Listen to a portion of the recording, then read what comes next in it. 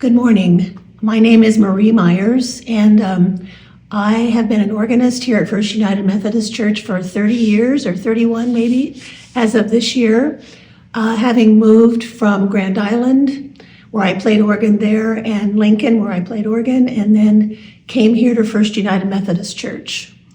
And coming to this church has been an amazing opening of my mind to many things. When I first came here, Dana Bainbridge, who was an associate pastor at the time, came to me and wanted to have a meeting regarding using music that was not in the hymnal. And if you come to our church, you know that we have come a long ways from that time. But Barrett Scroggs was a youth leader here at this church, and he did a play for his master's work on the City Council, Omaha City Council, and some of their hiring practices regarding gay, straight, transgender people. I sat in the sanctuary and listened to that play, and I saw people that he had lined up at the front of the sanctuary from gay to straight, and I thought, oh my goodness, we are a species. And I used to think we were either gay or we were straight, but he opened my mind to the fact that we have people of all varieties. Also at this church, we have services for transgender people, and so you get to meet transgender people and get to know them. We have had transgender people in our choir, and again, you get to see their abilities and you get to know them. So it's been, again, another opening of my mind.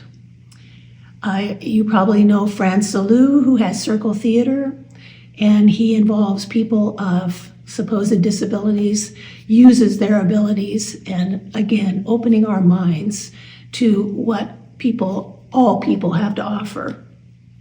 And he and Mark, of course, are doing Just Ask now with Sonia Sotomayor, and so that includes people of all abilities. We have Carol Windrum, Sarah Peterson, Niece Boyer, who have worked for immigration. That's opened my mind.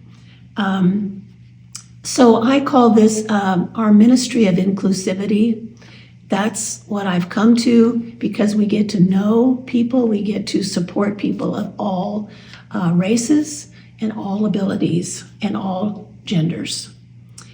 So that's sort of my lead up. I don't know that I'm brave, but if you come to church here very, very long, you become principled, I think.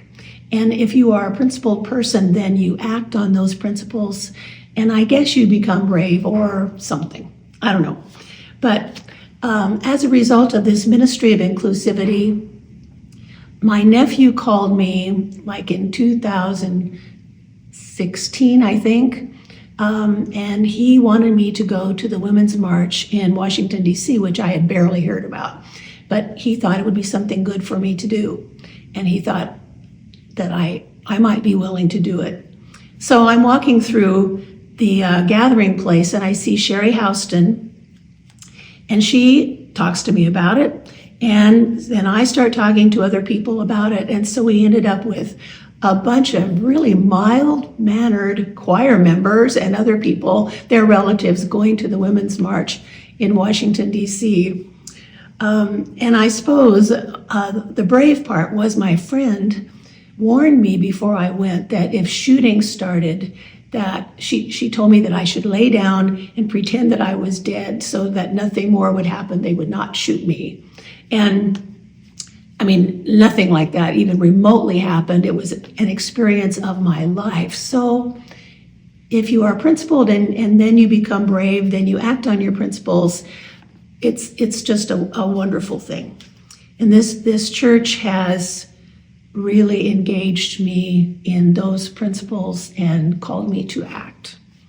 And of course, Marita stands behind us with all of this in our ministry of inclusivity. So I would just invite everyone. We have our role models here in this church, and it has been a privilege to be here. Thank you.